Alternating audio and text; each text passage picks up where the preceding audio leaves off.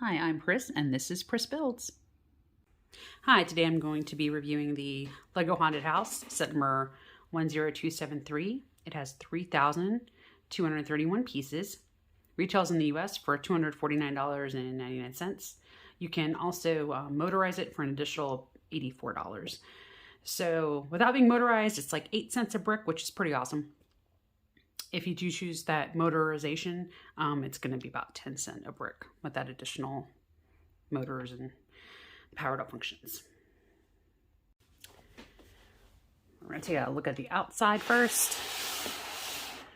And you can see I have the powered up in the back.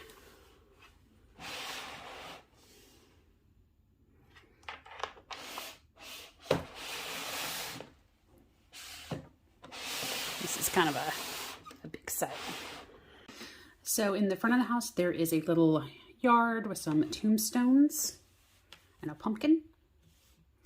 They do have this nice stained glass effect happening here, which is a little hard to see. And then the whole overall style has that kind of that haunted house, very almost like Bates Motel house look to it. It does have a dial so you can pop open the doors, swing open for some dramatic effect, which is kind of nice. So one of the things I really liked about this build is they have it hinged. So instead of being like that traditional modular, it's hinged so it opens up to all the play features. Reminds me of the Ghostbusters Firehouse. I really prefer this to the modular builds because I think that it really allows you to open it up and really play is the right word, but really actually get in there and see all the little fun features and things without everything feeling so crammed. The other thing that I liked was that on lego.com, as well as in the actual instruction book, there are all types of little tidbits about their fake history for the items inside the haunted house. It does have the lighted brick feature with the curse of the pharaoh. I love the little organ pipes. Thought that was super fun to build and super cute. It's got tons of candles all throughout. They were going kind of candle happy. The pharaoh, the whole thing is kind of like this curse of a pharaoh type shtick.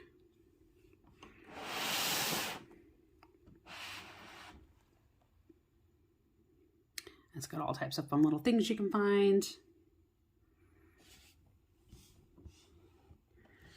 I like the skeleton guy they have hanging.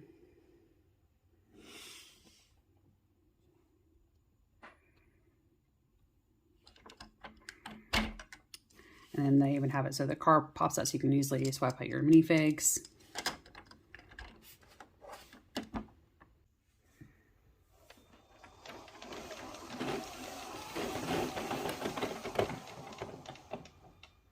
They stop at the little window. Then it goes all the way up to the doors at the top, and they just pop open. And then it's got the drop. So it's pretty cool. And the app does have different sound effects you can have it play as well, which is kind of neat. I will say that I think the way that it's built, I don't know if you really need to do the powered up function. I think that you can definitely do the hand crank on its own. Whereas when I built the roller coaster, if it hadn't had that powered up, I think I would have been seriously disappointed. Where I think this has got a lot of other fun elements to it where you don't need it. They just do have so much cool stuff going on, like the little Anubis heads. So much things to kind of to see and discover and build. The build was kind of fun. I love the fact they chose this olive green instead of, it really helped break up that monochromatic feel, but still have that creepy old house look. They have little frogs. I kind of wish they would have used in some of the older Ninjago sets, they have little stone dragons. I almost wish they would have had those instead. I think it would have looked a little bit more like gargoyles. I feel they're using frogs a lot lately. Maybe that's just me. I like the fact they use these fencing foils for the weather vanes.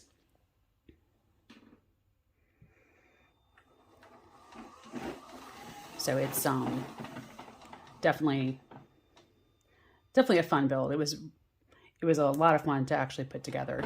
They had a lot of the bags broken up so you didn't feel like you were building the same pieces over and over and over again.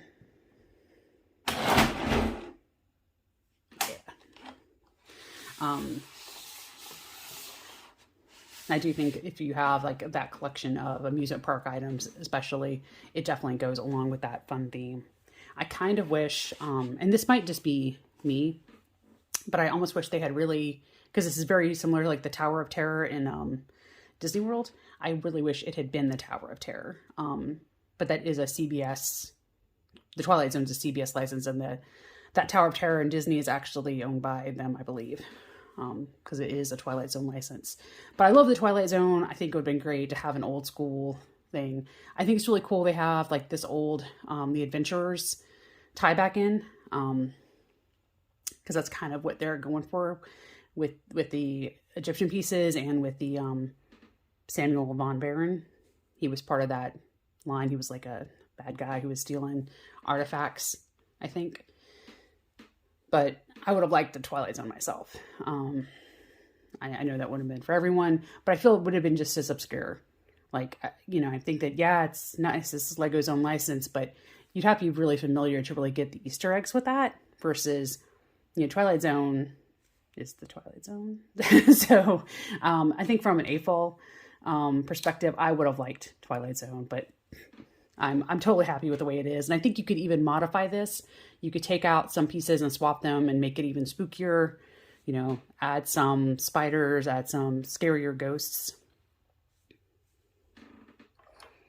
It does come with a bunch of minifigs. The minifigs are kind of minimalistic. Has 2 ghosts, and they do have the reversible face, so you can make him a happy ghost or a sad ghost, depending. It has the twin butlers, and it has a couple like ride people. The one I thought was kind of interesting is they do have a young man in a wheelchair, and I kind of like that because we don't see that very often.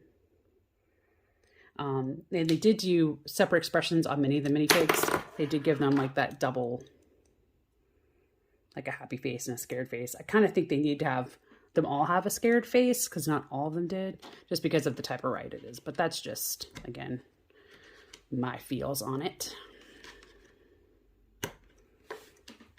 But it is very cool. You know, I think it is a little bit of a higher price point at $250, but I think it's definitely worth it. It's very, very cool looking, and it can even go along with other themes because it has this kind of, you know, gothic-y look to it.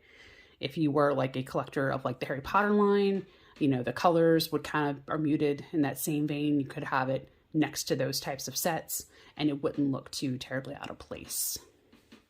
So, but it's a lot of fun. I love all the little features. I love the fact it's hinged. I mean, that was a big excitement for me. One thing about this hinge type of feature is kind of hard for people who are displaying their stuff on tables is that you do kind of have to decide like how you're going to display it.